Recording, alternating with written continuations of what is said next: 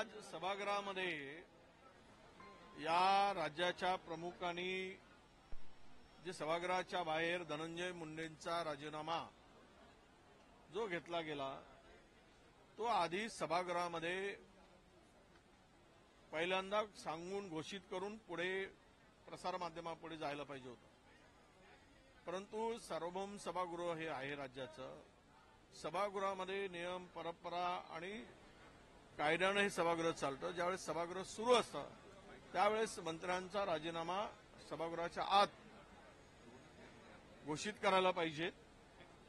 ते न केल्यामुळं सार्वभौम सभागृहाचा हक्कभंग झालेला आहे, अवमान झालेला आहे.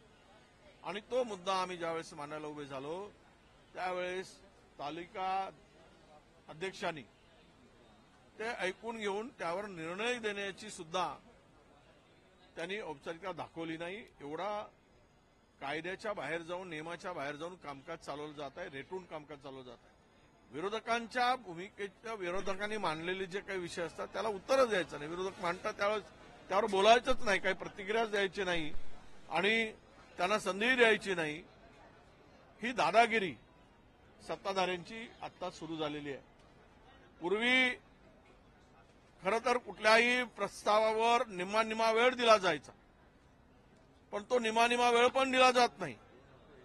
त्यामध्ये तो तर वेगळाच विषय आहे. परंतु आज धनंजय मुंडेंचा राजीनामा घेतला गेला, तो राज्यपालांनी मंजूर केला, तरी सुद्धा सभागृहामध्ये मुख्यमंत्री का सांगत नाहीत, का घोषित करत नाहीत, हा महत्वाचा विषय. आणि हा यामुळं या सार्वभौम सभागृहाचा अवमान करण्याचं काम मुख्यमंत्र्यांनी केलेलं आहे. अवमान केला आणि त्यामुळं हा विषय आम्ही ज्यावेळेस मांडला त्यावेळेस त्याला उत्तर सुद्धा किंवा त्यावर यांनी जो निर्णय द्यायचा आहे तो निर्णय सुद्धा दिलेला नाही आणि वेळ काढूपणा केला. पहिल्यांदा तर सांगितलं की अशा काही गरजच नाही आणि ते उडवून लावलं. नंतर ते म्हणतात तपासून पाहू. ही बनवाबनवी जी चालली सत्ताधाऱ्यांची सभागृहाला गृहीत धरून कामकाज रेटून नेण्याची, हे मला वाटतं की लोकशाहीच्या विरुद्ध आहे आणि असं काम रोज सुरू आहे.